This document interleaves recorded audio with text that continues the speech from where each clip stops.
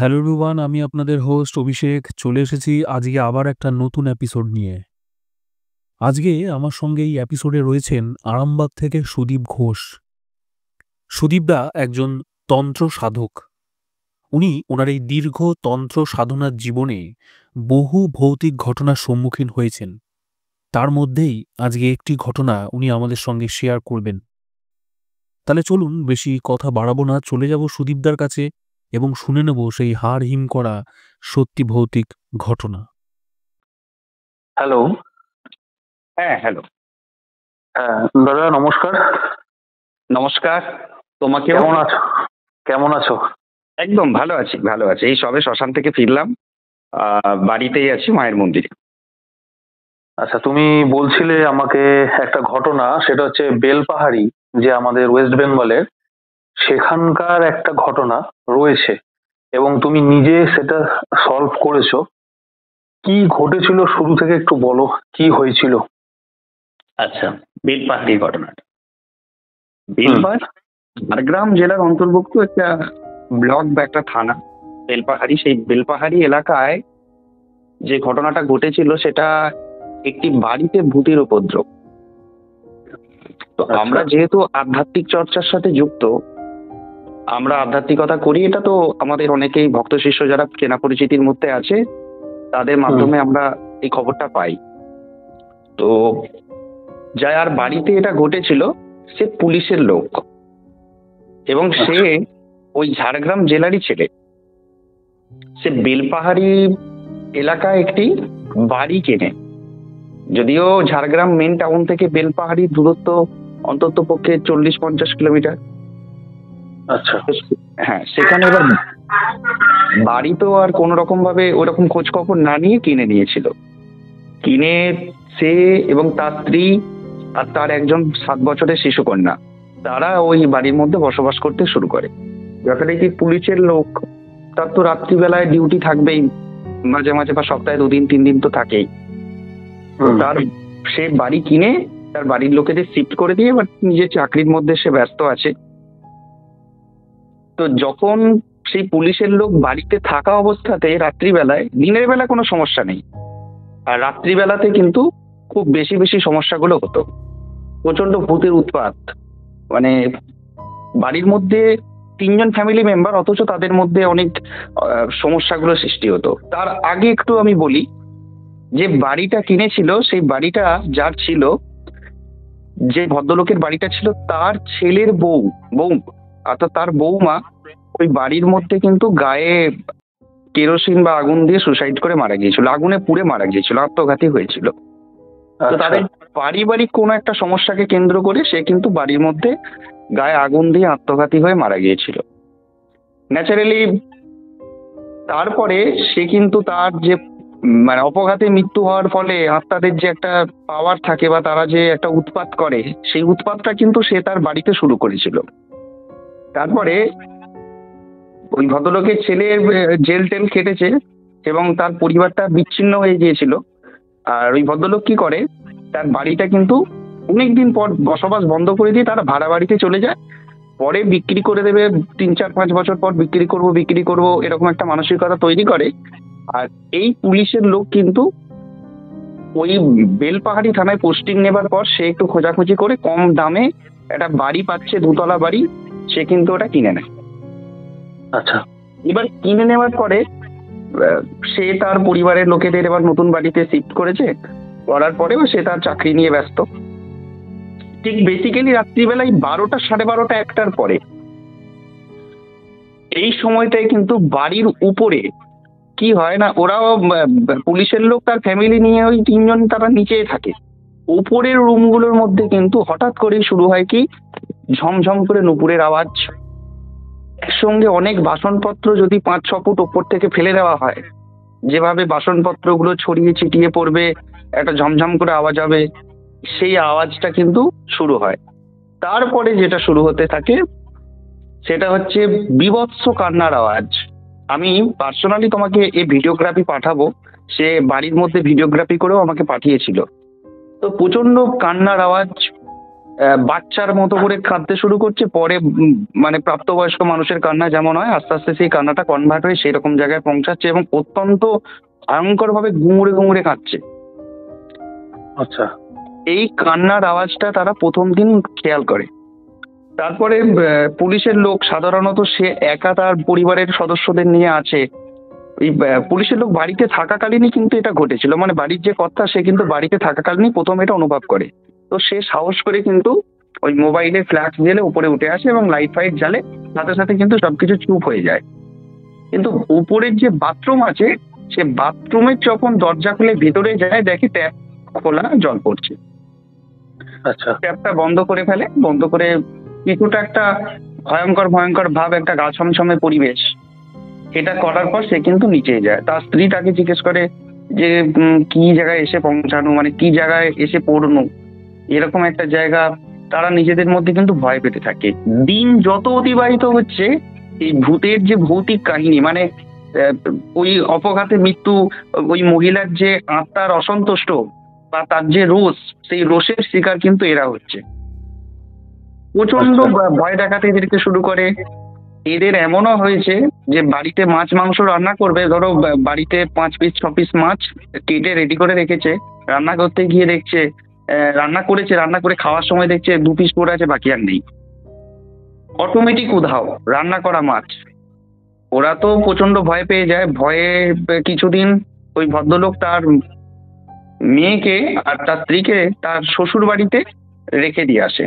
তারপর সে তার কলিগদের সঙ্গে আলোচনা করার পর, ডিউটি থাকেনি যেদিন, এমন 2-1 পুলিশের লোক, 2-1 সিভিক ওই বাড়ির মধ্যে কিন্তু শুয়ে থাকে।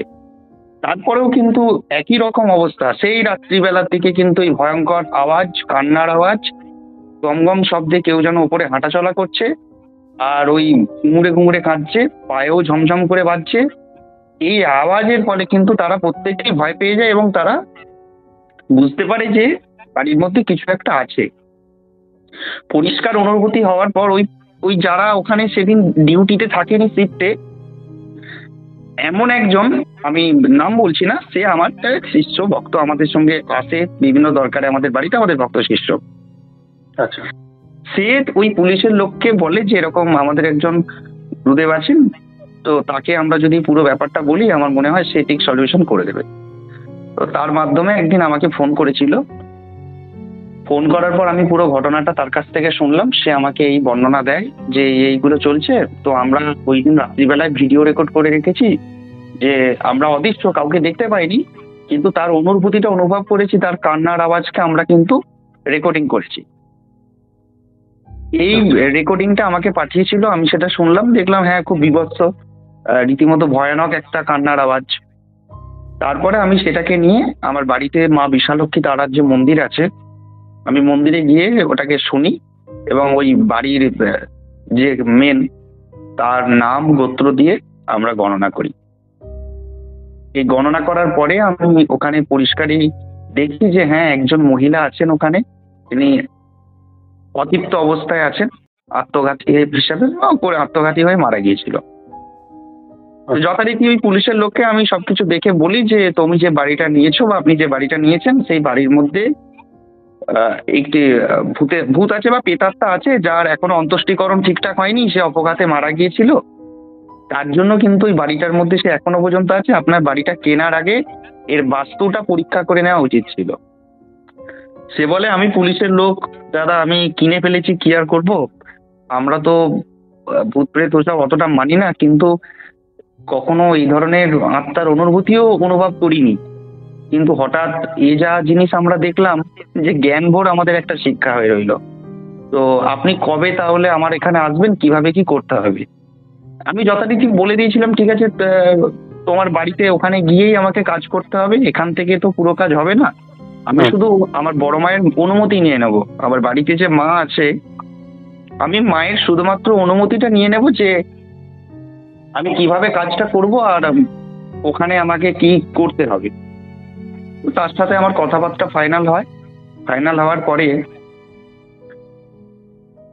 আগস্ট মাসের 10 তারিখ শনিবার 2024 চলতি বছর, আমি ওদেরকে কিন্তু দিন দিয়েছিলাম যে ওই দিন আমি যাব এবং রাত্রিবেলায় তোমার বাড়িতে আমি কাজটা করতে যাব। যথারীতি আমার বাড়ি আরামবাগ।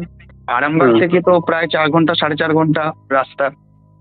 আমি সন্ধে বিকেল বেলার দিকে বেরিয়ে যাই। তার আগে আমি বাড়িতে মায়ের অনুমতি নিয়েছিলাম, মা আমাকে ফুল দিয়ে দিয়েছিল। আমরা যে কোনো তন্ত্রক্রিয়া করতে যাওয়ার আগে আমরা যারা আধ্যাত্মিক চর্চার লোক, বিশেষ করে আমি আমার বাড়ির মায়ের মন্দিরে গিয়ে আগে মাকে জানাই এবং মা আকার ইঙ্গিতে আমাকে বুঝিয়ে দেয় এবং তার যেগুলো দেওয়ার থাকে সেগুলো মা আমাকে দিয়ে দেয়। আমি সেগুলো নিয়ে যাই বলেই কিন্তু আজ পর্যন্ত যত কাজ করেছি কিন্তু পুরোপুরি সফল হয়েছি আমরা। তো তার আগে মা আমাকে জানিয়েছিল যে শ্মশানে গিয়ে একটু জব করতে হবে, ওখানে যাওয়ার আগে এটা করে যেতে হবে এবং শ্মশানে আমার বিশেষ কিছু তন্ত্রের করণীয় কাজ ছিল, সেগুলো করে গেলে মানে অ্যাটাক বা কোনো রকম সমস্যা আমার উপর দিয়ে হবে না।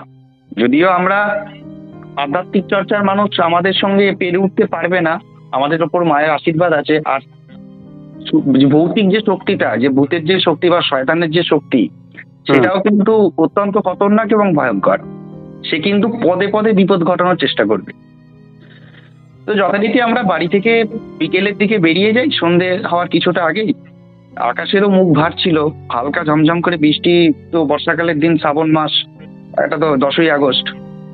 ওইতে ওটা আপনার শ্রাবণ মাসে 24-25 তারিখ এরকম ছিল, আমার যতটুকু মনে আছে, শনিবার ডেট দিয়েছি। হালকা বৃষ্টি বৃষ্টি ভাব, বেরিয়ে গেলাম। রাস্তায় বেরিয়ে যাওয়ার পরে ওইদিকে আরামবাগ থেকে সোজা যখন আমরা ঝাড়গ্রাম বেরিয়ে যাব, ওই রোডটা কিন্তু বেশিরভাগটাই কিন্তু একটু বন জঙ্গল, মানে জনবসতি খুব একটা বেশি নেই, একটু কম জনবসতি। আচ্ছা। এবার ওখান থেকে আমরা যথারীতি গাড়ি নিয়ে বেরিয়ে গেলাম। রাস্তায় যাচ্ছি, তাদের সাথে আমাদের ফোনে কন্ট্যাক্ট হচ্ছে। তো সে আমাকে বলে যে দাদা এখনো পর্যন্ত ওই যোগানপাতি মানে পদ্মমালা যেগুলো যা লাগবে উপকরণ যজ্ঞের বা কাজের, সেগুলো আমি বলে দিয়েছিলাম, সেগুলো সে সব কিছু কিনেছে। কিনে বলছে ওই ঘরের মধ্যে রাখতে গিয়েছিল, যে বাজার ঘাট করে আর কি, সেই বাড়ির মধ্যেই সে রাখতে গিয়েছিল। বলছে ওখানে রাখতে গিয়ে বলছে যে তার রুমের মধ্যে আর কি ঢুকে সে জিনিসটা রাখবে। বলছে হঠাৎ করেই দরজা খোলা, দরজায় চাবি নেই, মানে বাইরের মেন গেটে তালা দেওয়া।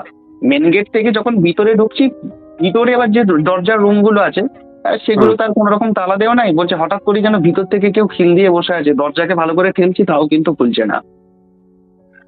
বলছে এরকম তো খুবই ডিস্টার্ব করছে, বিরক্ত করছে। তো যথারীতি আমি বললাম যে ঠিক আছে, আমরা তো বেরিয়ে পড়েছি, তোমার বাড়ির লোক সবাই এসেছে তো?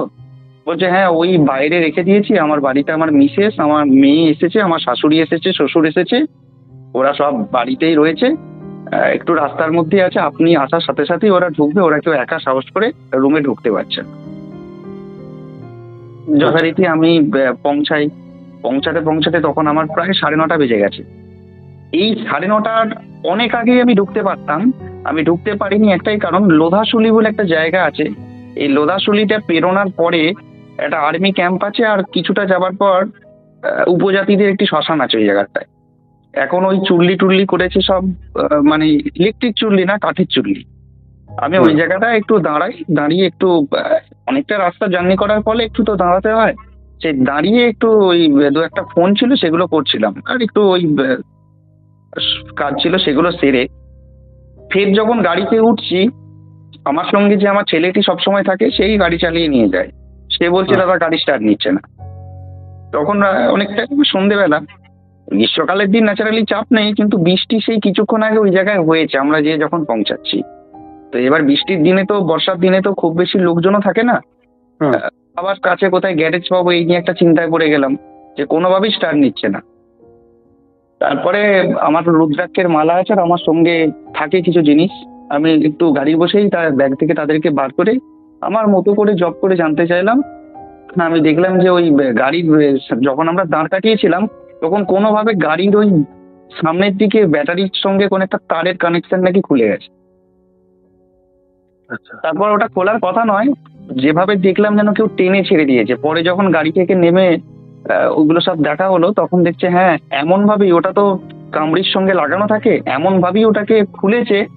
চলন্ত গাড়ি এসে জাস্ট 10 মিনিট 5 দাঁড়িয়েছি, পরে দেখছি যে ওটাকে নাকি কেউ টেনে ছেড়ে দেওয়ার মতো করেছে। যাই হোক, ওটাকে বাগিয়ে নিয়ে আমরা সেই জায়গায় রওনা দিলাম। বাড়িতে যাওয়ার পর প্রথমেই যেটা বাড়িতে গাড়ি থেকে নামার পর তার ভিটে যখন আমরা পা দিচ্ছি, তারপরেই হঠাৎ করে উপরে একটা জানলার কাঁচ ভেঙে ঝরঝর করে সামনে পড়ে গেল। তো ওই বাড়ির লোক বা ওরা তো যথেষ্ট আতঙ্কিত, ভয় পেয়ে গেছে। আমিও কিছুটা মানে হঠাৎ করে পৌঁছানোর পরেই কিছু না দেখেই দেখলাম উপর থেকে একটা জানলার কাঁচ ভেঙে নিচে পড়ে গেল। আমিও কিছুটা আতঙ্কিত হয়ে পড়লাম। তারপরে তার বাড়িতে গিয়ে বসলাম। বসার পর আমি ওদেরকে সাহস দিলাম যে কোনো চিন্তা নেই, এসেছি, আপনারা নিশ্চিন্তে নিজেদের মতো জীবনযাপন করুন, আমার যেগুলো ক্রিয়া আছে সারবো। একটু চা মিষ্টি এগুলো খাওয়ার পরে একটা যজ্ঞ হবে, যজ্ঞের সমস্ত রকম উপকরণ সবকিছু সাজিয়েছি, সাজিয়ে বসেছি, এবার ওই ক্রিয়াটা করব। হঠাৎ করে ওই যার বাড়িতে গেছি তার শাশুড়ি ওই বসে থাকতে থাকতে দেখলাম শুয়ে পড়লো, মানে একদম মেঝেতেই।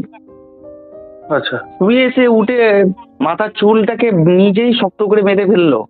বেঁধে তার সে একটা অন্যরকম মূর্তি, যদিও সে অনেকটা বয়স্ক, অন্তত পক্ষে তার বয়স হবে 60-62 বছর, তার একটা অন্যরকম রূপ চেহারা। হঠাৎ করেই এরাও তো ভয় পেয়ে গেছে। তারপর ওরা আমাকে বলছে কি হবে এবার। দেখলাম সে তো বলছে না, কারুর ক্ষমতা নেই, কেউ আমাকে তাড়াতে পারবে না, যেখান থেকে যে আসুক, এ বাড়ি, আমার উপর অবিচার হয়েছে, আমার উপর অত্যাচার হয়েছে, তাই আমি মরেছি, আমি ভালো নেই, কাউকে ভালো থাকতে দেবো না। হঠাৎ করে সে এসবগুলো বলছে। পরক্ষণই বুঝতে পারলাম যে বাড়িতে আসার সাথে সাথে কিন্তু সে বুঝে গেছে এবং বাড়ির কোনো একজন সদস্য, মানে ওই যার বাড়ির যে মালিক তার শাশুড়িকে ধরে গেছে।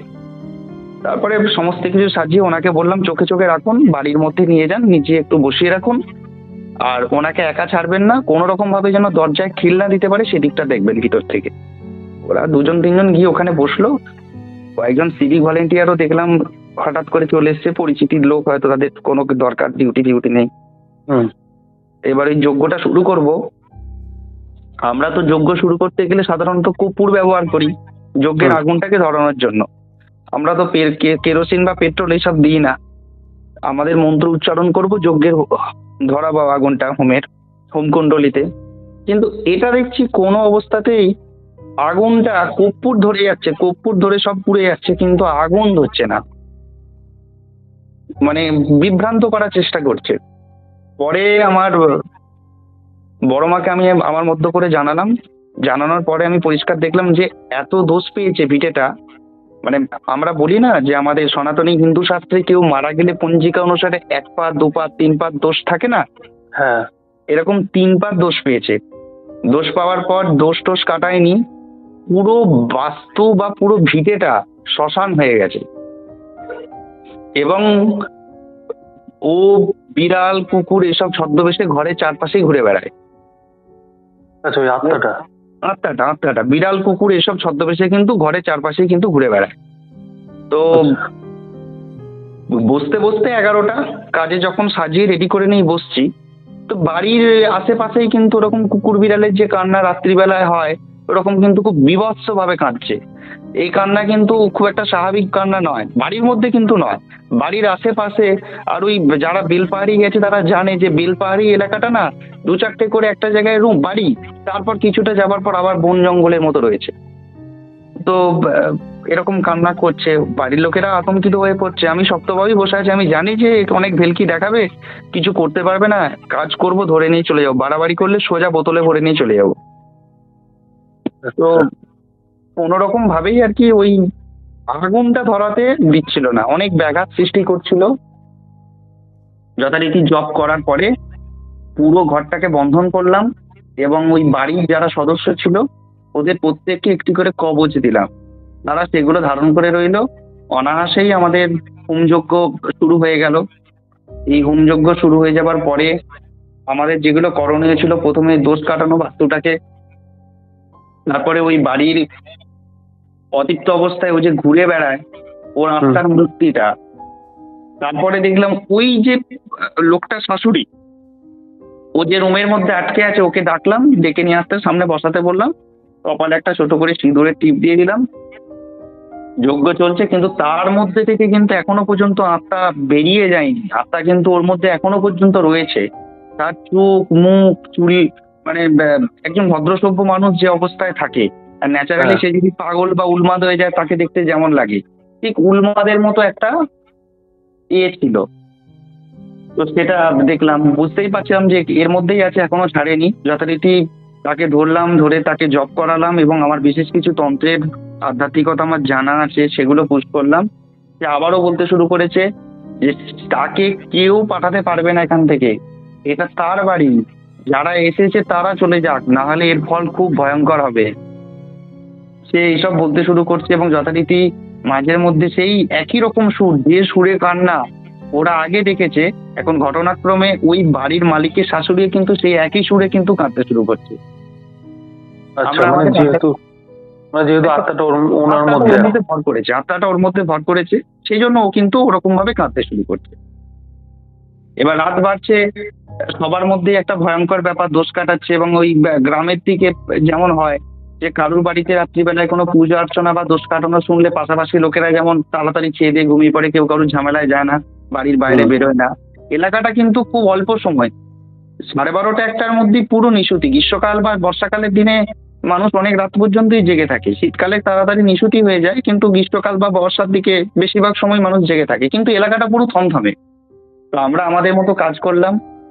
কাজ করার পর ওই মহিলার যে হাজবেন্ড, মানে ওই যার বাড়ি, তার শ্বশুরকে নিয়ে আমি ওই লোকাল শ্মশানে গেলাম, মানে ওই এলাকার যেখানে শ্মশান, যেখানে আর কি মৃতদেহ সৎকার করা হয়। তো ওই এলাকারই ওই কয়েকজন লোক, বললাম না প্রতিবেশী, 1-2 জন সিভিক ভলেন্টিয়ারের মতো এসে বসেছিল। ওদের একজনকে জিজ্ঞেস করলাম যে ভিটেটায় তো এরকম এরকম ঘটেছিল। ওরা বলছে হ্যাঁ এরকম মরেছিল, তো কোথায় পুড়িয়েছিল আমাকে একটু দেখাতে পারবে? বলছে হ্যাঁ ওই ওই যে ওনার বাড়ির যে বউটা যে মরেছিল, মরার পর তাকে পোস্টমর্টম করে আনার পর যেখানে পুড়িয়েছিল, মানে পোস্টমর্টম করার পরও 2-3 দিন সময় লেগে গিয়েছিল, মানে পোস্টমর্টম করতে পাঠিয়েছে ঝাড়গ্রাম জেলা সদর হসপিটালে, সেখানেও সঙ্গে সঙ্গে পোস্টমর্টম হয়নি, 1-2 দিন সময় লেগেছিল। তারপরে মিউচুয়াল বা একটা যেমন হয় না আন্ডারস্ট্যান্ডিং এর ব্যাপারটার জন্য 1-2 দিন পরে দাহ হয়েছিল শ্মশানে।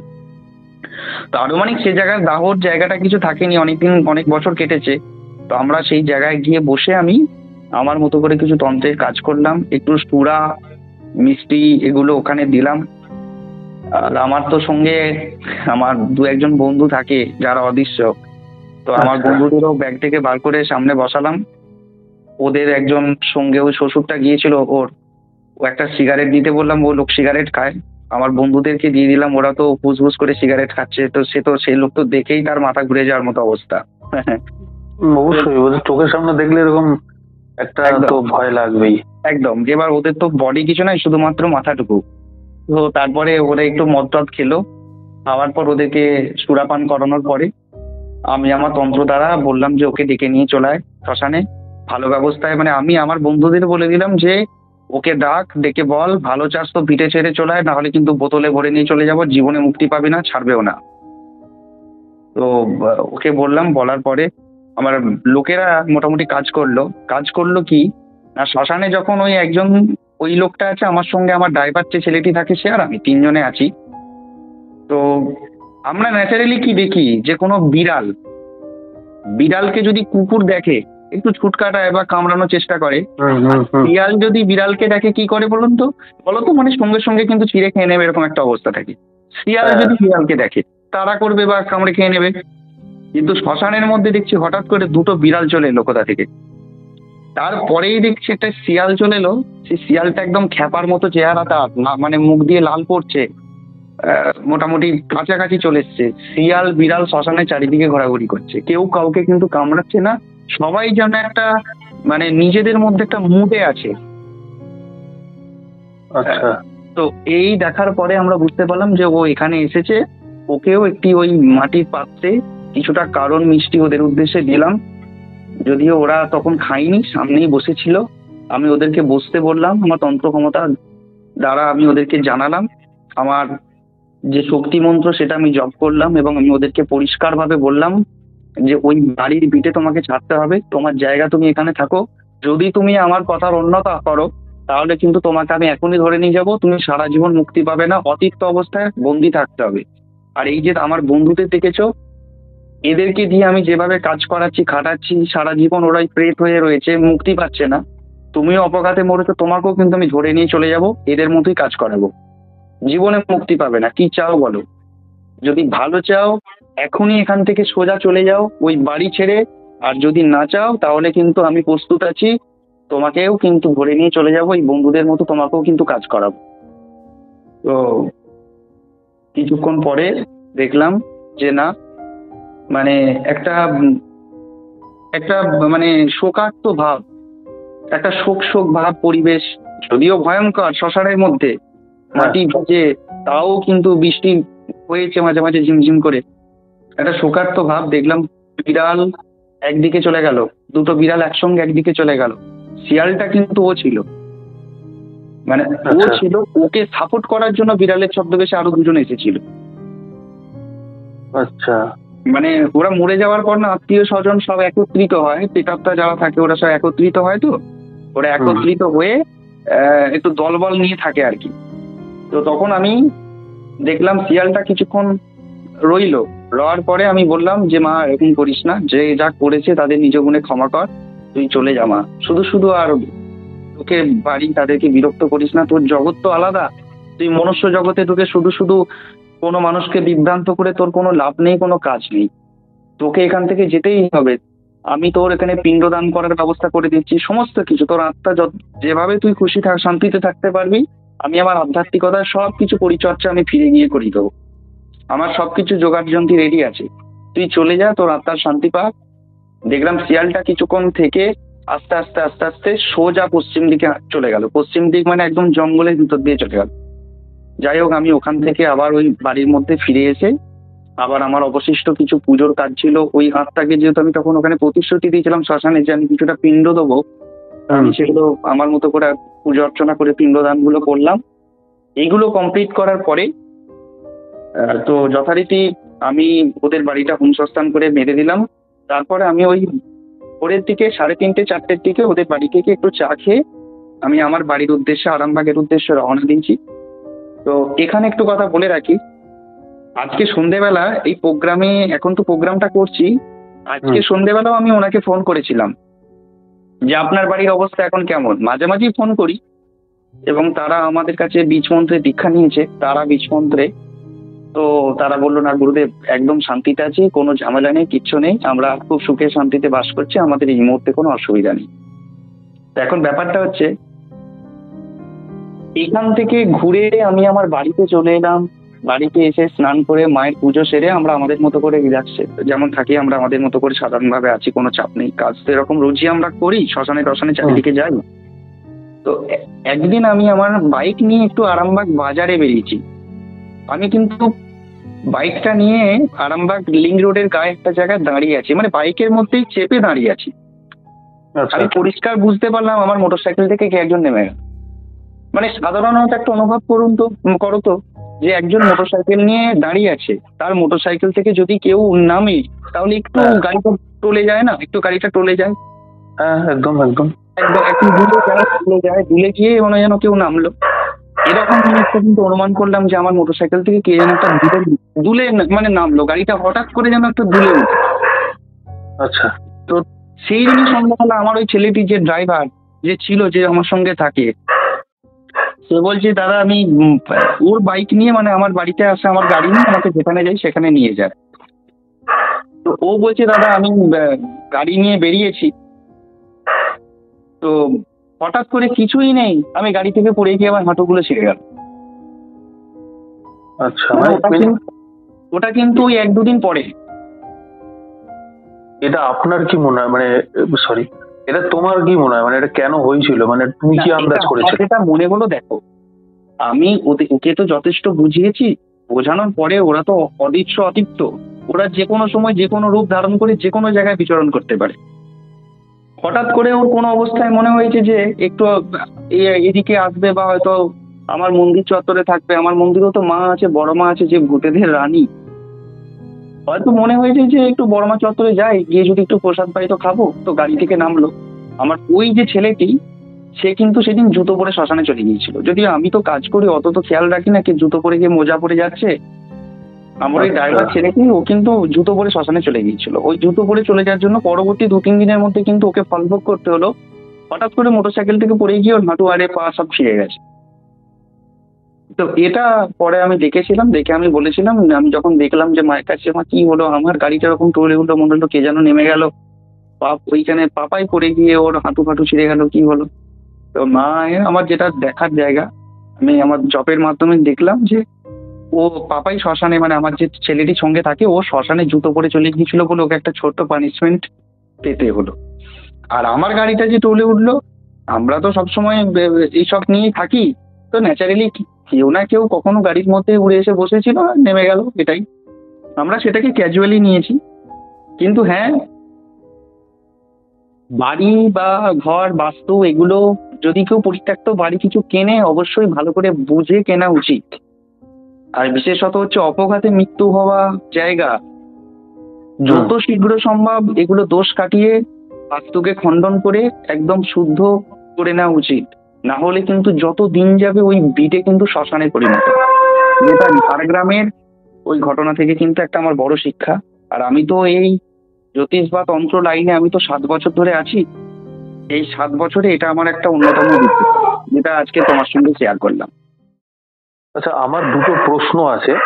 হ্যাঁ। সেটা হচ্ছে যে এই যে তুমি বললে না যে তোমার এই যে বন্ধু যে বললে যে এরকম একটা মানে এরকম ভাষায় তুমি যে বললে যে যারা তোমার সাথে থাকে তুমি তাদের দিয়ে কাজ করাও, যে তুমি এটাও বললে যে ওই যে আত্মাটা যে অপঘাতে মৃত্যু হয়ে চলে যায় তাকেও তুমি বলেছিলে যে তুই যদি না যাস তাহলে তোকে কিন্তু রেখে দিয়ে কাজ করাবো। তা সেই ক্ষেত্রে তোমাদের সাথে যখন রয়েছে বা তোমরা যখন রাখছো তাকে, তারা কি ক্ষতি করার কোনো চেষ্টা করে না তোমাদের? না, দেখো, প্রথমত বলি, ক্ষতি করার চেষ্টা করে না, না। এদেরকেও যখন আমি এনেছি তখন আমাকে সেই তারাপীঠ থেকেই এদেরকে কালেকশন করে আনতে হয়েছে, শ্মশান মহাশ্মশান থেকে। এই যে দুজন বন্ধু আমার সঙ্গে থাকে, এরা এরা আমার সমস্ত কাজকর্ম করে দেয় তন্ত্রে। তো এরাও যে প্রথমে ধরা দিয়েছে এমনটা না। আর এরা এখন আমাকে চিনে জানে, আমার সঙ্গে থাকে, এরা কাজ করে করে এতই অভিজ্ঞতা হয়ে গেছে, একটু মদ, একটু রক্ত, একটু বলির মাংস, একটু মিষ্টি খাওয়ার জন্য এরাও কিন্তু সব কাজই করে। এরা জানে যে এদেরকে এভাবেই জীবন কাটাতে হবে, কিছু করার নেই।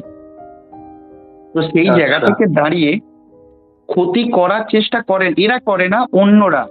এরা যাদেরকে ডেকে নিয়ে আসে তারা কিন্তু ক্ষতি করার চেষ্টা করে, কিন্তু অত সোজা নয়। কারণ আমরা তো বিরাচারী, তন্ত্রক্রিয়া করি, তান্ত্রিক। আমরা সাধক শব্দটা ব্যবহার করতে পারি না। সাধক একমাত্র ঠাকুর রামকৃষ্ণ, ঠাকুর বামদেব। আমরা বিরাচারী তান্ত্রিক, তন্ত্রক্রিয়া করি। আমরা আমাদের মন্ত্র স্তুতি, তাতেই আমাদের প্রোটেকশন আছে। আমরা জানি কখন কি করতে হয়। তো সেই জায়গা থেকে দাঁড়িয়ে ক্ষতি করার মানসিকতা নিয়েই থাকে, কিন্তু পারে না। যেমন একটা ছোট্ট তোমাকে বলি, আমি আমার এলাকার লোকাল একটি শ্মশানে আমি তো মাঝে মাঝে যাই, আজকেও গিয়েছিলাম। তো এটা বেশ কিছু দিন আগে। এখন শীতের সময় শ্মশানে গিয়ে একটু জব করছি চোখ বন্ধ করে, একটু মায়ের নাম গান করছি।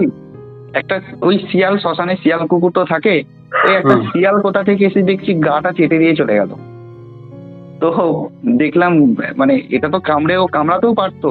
শ্মশানে এরকম ঘুটঘুটে অন্ধকারে রাত্রিবেলায় একটা শিয়াল এসে গা চেটে দিয়ে চলে গেল। সে তো রক্ত মাংসের মানুষ, পারলে কামড়াতেও পারতো। হ্যাঁ, এরা কিন্তু যে কোনো সময় যে কোনো ক্ষুদ্র বা তুচ্ছ রূপ ধারণ করে কিন্তু অনেক রকম করার চেষ্টা করে, অনেক রকম ভাবে অনেক কিছু ঘটানোর চেষ্টা করে। এটা যদি কোনো সাধারণ মানুষ হয়, যাদের আধ্যাত্মিক ক্ষমতা নেই, তারা কিন্তু ওই সময় ভয় পেয়ে যাবে বা বিকারগ্রস্ত হয়ে যেতে পারে বা মারাও যেতে পারে। তো আমরা যারা আধ্যাত্মিক চর্চার সাথে যুক্ত, আমাদেরকে ঘায়েল করা অত সোজা নয়, কারণ আমরা জানি কি করতে হয়। আমরা বলবো, যদি না শোনে তো ধরে নিয়ে এসে কাজ করাবো। আমাদের কাজ মানে ওই তন্ত্রের কাজ, আমরা যেটা বলবো সেটা করতে হবে। না হলে জীবনটা বন্দি অবস্থায় রয়ে গেল, খেতেও দেবো না, কিছুই না, কিন্তু ভালো কাজ করলে সবকিছু পাবে। এটাই। আরেকটা প্রশ্ন যেটা আমার রয়েছে, যেটা বললাম যে এই যে আত্মা যখন কারো শরীরের উপর ভর করে, এই ভর করা বিষয়টাকে অ্যাকচুয়ালি কিভাবে ব্যাখ্যা করা যায়? মানে ভর যে করছে এটা কি শরীরের মধ্যে ঢুকে যাচ্ছে, নাকি তাকে ঘিরে বা তাকে দিয়ে কিছু করাচ্ছে? মানে এটা কিরকম ভাবে হয় জিনিসটা? আচ্ছা, দেখো, আমি এখানেও তোমাকে একটা ছোট্ট উদাহরণ দিচ্ছি, শোনো। একটি ছেলে উচ্চ মাধ্যমিক পরীক্ষার রেজাল্ট বেরিয়েছে। স্কুলে গিয়ে উচ্চ মাধ্যমিকের রেজাল্টটা নিয়েছে, নিজেদের বন্ধু বান্ধবদের মধ্যে একটা আলোচনা করছে, তুই কোন সাবজেক্টে অনার্স করবি, তুই কোন কলেজে ভর্তি হবি। এই আলোচনা করে কিন্তু সে তার রেজাল্টটা হাতে করে নিয়ে কিন্তু বাড়ির দিকে দৌড়ে আসছে বা তাড়াতাড়ি বাড়ির দিকে আসছে বাবা মায়ের কাছে জানাতে যে রেজাল্টটা পেয়েছি, আমি ওই কলেজে ভর্তি হব, আমার বন্ধুরা সব ওই কলেজে ভর্তি হবে। এই একটা অনুভূতি, আবেগ, এই উত্তেজনা নিয়ে সে কিন্তু বাড়ি ফিরছে। হঠাৎ করে কোনো একটা লরি এসে বা কোনো ট্রাক এসে তাকে সজোরে ধাক্কা মারলো, সে কিন্তু মারা গেল।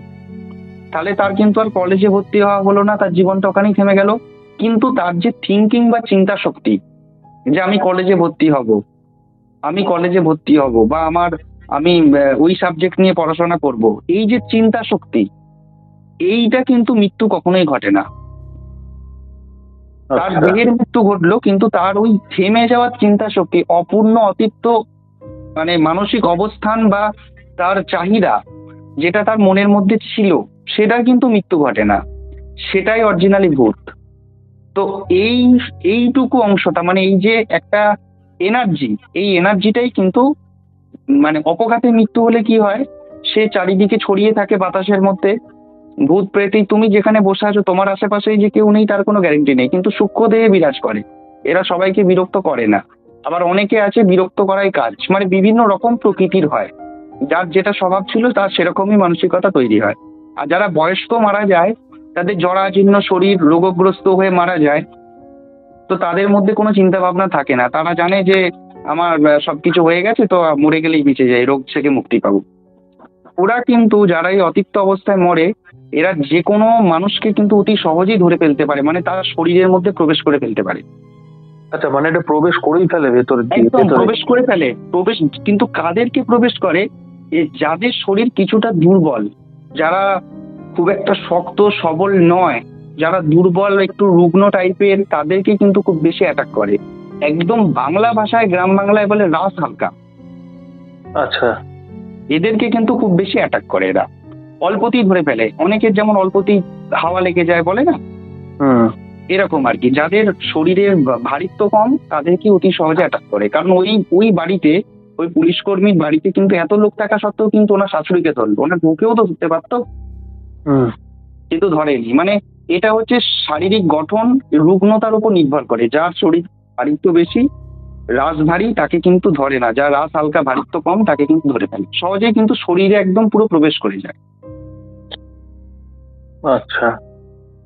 প্রবেশ করে যাওয়ার পরে তার সেই থেমে থাকা জীবনের অতিরিক্ত কাহিনীটাই কিন্তু তাকে দিয়ে বলায়, ব্যক্ত করায়। হুম। আচ্ছা, তাহলে এই যে ধরো ওই যে দেরাদুনে কদিন আগে একটা অ্যাক্সিডেন্ট হলো, তুমি নিশ্চয়ই শুনেছিলে যে 6 জন মারা গেছে, পুরো স্পট হয়ে গেছে। একদম। তাহলে তাহলে কি এখন বলা যেতে পারে যে ওই জায়গাটা হন্টেড? অবশ্যই অবশ্যই।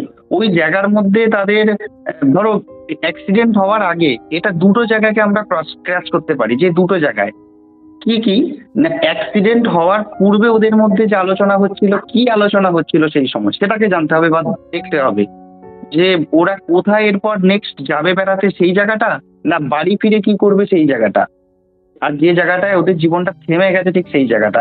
এই দুটো জায়গার মধ্যে কিন্তু ওদের ওই বিচরণ থাকবে।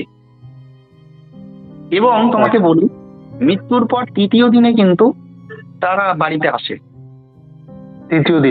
তৃতীয় দিনে কিন্তু বাড়িতে আসে। সে যত বৃদ্ধ, বয়স্ক, অসুস্থ মারা যাক আর সবল স্ট্রং অপঘাতে মরে যাক, যেই মরুক, তৃতীয় দিনে কিন্তু বাড়িতে আসে। এ একদম, এর কোনো সন্দেহ নেই, এটা আছে এই বাড়িতে। সে তার নিজের বাড়িতে, যেখানে তার আত্মীয় স্বজন আছে, তাদের কাছে কিন্তু আসে। কাছে মানে তুই বাড়ির কাছে আসে, এসে একটু দূরে দাঁড়িয়ে থাকে বা ঘুরে বেড়ায়। হ্যাঁ, এরকমটা করে। যেমন আমার একটা ছোট অভিজ্ঞতা বলি, আমি এটা দেখিনি, আমার দাদার মুখে শুনেছি। আমার জেঠু 2022 সালের 20 জানুয়ারি মারা গিয়েছিল। তো 23শে জানুয়ারি আমার জেঠু কিন্তু আমার দাদাদের বাড়ির পাশেই আর কি দাঁড়িয়েছিল। আমার এক দাদা ওটা দেখেছিল তারা, যে একদম সেই যেমন ভাবে যে লুঙ্গি পরে মারা গিয়েছিল সেই অবস্থাতেই কিন্তু দাঁড়িয়ে আছে। মানে পুরো স্পষ্ট বোঝা যাচ্ছে নাকি আবছা? একদম একদম, না না, পরিষ্কার দেখেছিল। দেখে যখন ওরা ভয় পেয়ে যায়, তারপরে যখন নিজেরা ঘাবড়ে উঠে যখন আবার একটু নিজেকে স্বাভাবিক করার চেষ্টা করে, তখন থেকে আর কেউ নেই। ওরা দেখা দেয় কাকে, যার রাস হালকা তাকে, এবং কিছুক্ষণের জন্য। ব্যাপারটা এটাই। ওই দাদাটা কিন্তু একটু রুগ্ন, রাস হালকা। যদিও 3 দিন একটা বাড়িতে মানুষ মারা গেছে, একটা আতঙ্ক, একটা মন খারাপ, শারীরিক দুর্বলতা তো কাজ করছে। এরকম ওরা পরিষ্কারই দেখা দেয় এবং কিছু সময়ের জন্য দেখা দেয়। এটা সবাই দেখতে পারে না। ওই সময় যদি একটা ভারিত্ব লোক, যার সাহস আছে, সে যদি ওই জায়গায় থাকতো, সে কিন্তু দেখতে পেত না। ওটা কিন্তু সময়ের সঙ্গে সঙ্গে যে দেখছে তার শারীরিক গঠনকেও অনেক সময় প্রকাশ করে। তা যারা অপঘাতে মৃত্যু হচ্ছে যাদের, তারা কি কোনো সময় নতুন কোনো জন্ম পাবে না? না, এখানে জন্ম পাবে। অপঘাতে যারা মৃত্যু হয়, দেখো, অপঘাতে মৃত্যু তো দুরকম হয়। স্বেচ্ছায় মৃত্যু আর অনিচ্ছা একটা মৃত্যু হুম। ঘটে। স্বেচ্ছায় কেউ বিষ খেলো, গলায় দড়ি দিয়ে মরে গেল, আর অনিচ্ছায় মৃত্যু, কাউকে সাপে কামড়ালো কি গাড়ি অ্যাক্সিডেন্টে মারা গেল। হুম। তো এই দুটোর মধ্যে আবার বিভাজন আছে। যারা তোমার স্বেচ্ছা মৃত্যু, বিষ খাচ্ছে, গলায় দড়ি দিচ্ছে, তারা কিন্তু সহজে জন্ম পাবে না। তাদের কিন্তু একদম ওই 14টা বছর কুকুর বিড়াল হয়ে ঘুরে বেড়াতে হবে এবং ওই অতিপ্ত অবস্থায় কিন্তু দুষ্টুমি করে বেড়াতে হবে। ওদের কিন্তু মুক্তি সহজে মিলবে না। আর যারা ধরো সর্পদংশনে মারা যাচ্ছে, বা ধরো বা কম বয়স হঠাৎ করে রোগে ভুগে দু একদিনে মারা গেল, কি ধরো কোনো গাড়ি অ্যাক্সিডেন্টে মারা গেল, এরা তো আর ইচ্ছা করে মরছে না, মরতে হচ্ছে নিয়তির টানে। তো হুম। এদের কিন্তু জন্মটা হয়ে যায়। এদের মৃত্যুর 1 বছর পরে যদি এদের বাড়ির লোক গিয়ে গয়ায় গিয়ে যদি পিণ্ডদান করে দিয়ে আসে, তাহলেই কিন্তু এদের মুক্তি হয়ে গেল। আচ্ছা। গহীশুরের কাছে যখন এদের পিণ্ড নিবেদন করা হবে, তার সাথে সাথেই কিন্তু এদের জন্মের বৃদ্ধি ঘটে যাবে। পুনর্জন্মের জন্য এরা কিন্তু মুক্তি পেয়ে গেল। আর যারা নিজের ইচ্ছায় মরে, তারা সহজে জন্ম পায় না। গহীশুরের কাছে পিণ্ডদান করলেও তারা কিন্তু সহজে কিন্তু জন্ম পায় না। আচ্ছা দাদা, ওই গয়াটাও তো একটা হন্টেড প্লেস বলা হয়, যেখানে ওই যে পিণ্ডটা- অবশ্যই অবশ্যই, প্রচুর অতিপ্ত। সারাদিনে তো কয়েকশো মানুষের পিণ্ডদান ওখানে হচ্ছে। এবং তুমি এটা জানো কিনা আমার জানা নেই, তবু তোমাকে আমি বলে রাখছি, যে ব্যক্তির নামে গয়ায় পিণ্ডদান করা হচ্ছে, হুম। প্রকৃত নিয়ম হচ্ছে সেই ব্যক্তিকে যেখানে দাহ করা হয়েছে, তার বাড়ির লোক একজন গিয়ে তো তার পিণ্ডদান করে। হুম। তো যেখানে তাকে দাহ করা হয়েছে, সেই দাহ স্থানে গিয়ে, মানে শ্মশান চত্বরে গিয়ে কিন্তু বলতে হয় যে তোমাকে উদ্ধার করতে যাব, তো তুমি চলো, ওই দিন ওই সময় যাব, তুমি গয়া চলো, তোমাকে উদ্ধার করতে যাবো। এটা 3বার বলে কিন্তু বাড়ি থেকে বেরোতে হয়। নিয়ম কানুন আচ্ছা। সঠিকভাবে পালন না করলে কিন্তু কাজ হতে চায় না। আমার দেখা আছে যে এরকমই একজন ব্যক্তি মারা গেছে, বাড়িতে উৎপাত করছিল, তার শ্রাদ্ধ শান্তি করে, তার ওই সমস্ত কাজকর্ম আধ্যাত্মিকতা সেগুলো করে দিয়ে তাকে ঠাকুরমশাইয়ের পরামর্শ অনুযায়ী গোয়ায় উদ্ধার করতে চলে গেছে, কিন্তু যায়নি। পরে আবার গয়া থেকে ফেরার পর দেখছে বাড়ির লোক একই রকম ভাবে ভয় খাচ্ছে বা ভীত সন্তুষ্ট হচ্ছে। উদ্ধার করার কিছু নিয়ম আছে, নিয়ম সঠিকভাবে পালন না করলে কিন্তু এরা যাবে না। যাবে কিনা সেটা কিন্তু তার মর্জির উপর নির্ভর করবে। আচ্ছা। ওই যে যে উদ্ধার করতে যাবে, সে শ্মশানে গিয়ে যে সুরে বলবে, যে ভক্তি বা শ্রদ্ধার সঙ্গে তার বক্তব্যটা উত্থাপন করবে, তার মুক্তিটাও কিন্তু সেই ভক্তির সঙ্গেই যুক্ত। বলতে হয় নাচতে নাচতে গিয়ে কেউ যদি বলে দেয়, "হ্যাঁ, চলো গোয়া যাচ্ছি, তোমাকে উদ্ধার করছে, তুমি আমার সঙ্গে চলো", এটা বলে চলে গেল, সে কিন্তু নাও যেতে পারে। কিন্তু যদি বলে, "তুমি যেখানেই থাকো, তোমার চরণে আমার সহস্র কোটি প্রণাম, তুমি আমাদের মধ্যে আর নেই, কিন্তু জাগতিক নিয়মে তোমাকে আমরা উদ্ধার করতে চাই, আমি গয়া যাচ্ছি তোমাকে উদ্ধার করতে, তুমি যেখানেই থেকো আমার সঙ্গে চলো, চলো গয়া ধামে চলো, তোমাকে আমরা উদ্ধার করবো বা উদ্ধার দেবো", যদি ভক্তি সুলভ বলা হয়, তাহলে কিন্তু ভক্তিতেই মুক্তি ঘটে যাবে। হুম। তো ওই এটা যেই জায়গাটা নাকি পিণ্ড দান করা হয়, হাতটা যে বাড়ানো হয়, আমি শুনেছি এটা, হ্যাঁ যে হ্যাঁ, হাত ধরে নাকি অদৃশ্য কোনো কিছু ধরে নাকি টানে, যে একটা ভেতর দিক দিয়ে হাত ঢুকিয়ে দেওয়া হয়, মানে এটা আমি মানে একদম অনেকের মুখে শুনেছি। গহীশুরের মুখে, গয়ার যে অসুর আছে গহীশুর, তার মুখের মধ্যে যখন হাত ঢুকিয়ে আমরা পিণ্ডটা অর্পণ করছি কেউ, হুম। এটা এটা একটা একটা দেখো, একটা জায়গায় একটা মানুষের জন্ম মৃত্যু, জরা জীর্ণ জীবনচক্র সবটাই কিন্তু ওই জায়গার মধ্যে যখন ঘোরাঘুরি করছে। একটা মানুষ সে জন্মগ্রহণ করেছে, পরবর্তীকালে সে কিন্তু মৃত্যুবরণ করেছে এবং তাকে মুক্তি দেওয়া হচ্ছে এবং পুনর্জন্মের জন্য তাকে পাঠানো হচ্ছে। ওই জায়গাটার মধ্যে একটা মারাত্মক সুপার ন্যাচারাল পাওয়ার থাকবে, সেটা তো মানে অস্বীকার করার কোনো জায়গাই নেই।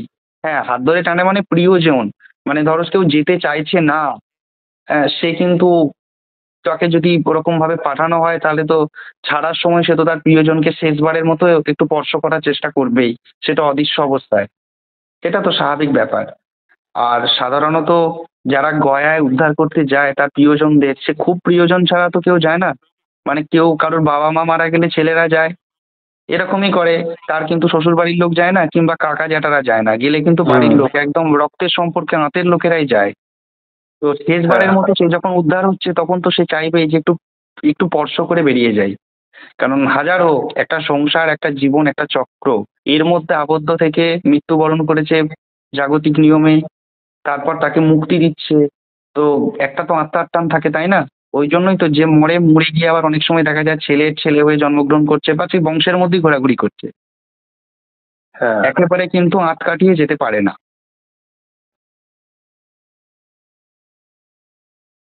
ধন্যবাদ দাদা, অনেক কিছু জানতে পারলাম আজকে, অনেক নতুনত্ব অনেক কিছু জানতে পারলাম। ঘটনাটা তো অবশ্যই ভয়ের একটা ঘটনা, মানে যেটা তুমি বললে। একদম। আর যেগুলো এছাড়াও যেগুলো তোমার থেকে জানলাম, সেগুলো অনেক কিছু, মানে অনেকটাই জ্ঞান বাড়লো আমার, এবং আমি আশা করি যে যারা আমার দর্শকরা শুনলো এটা বা শুনবে, তাদেরও অনেকটা জ্ঞান বাড়বে। তো আমরা নিশ্চয়ই তোমার সাথে পরে আরো এপিসোড করব। আর আমি চেষ্টা করব যাতে তোমার সামনে মুখোমুখি বসে একটা পডকাস্ট যদি করা যায়, এবং আমি আশা করব দর্শকদেরও খুব ভালো লাগবে, কারণ তোমার থেকে যেভাবে জানলাম, যেভাবে শুনলাম, আমার মনে হয় এটা সবে শুরু।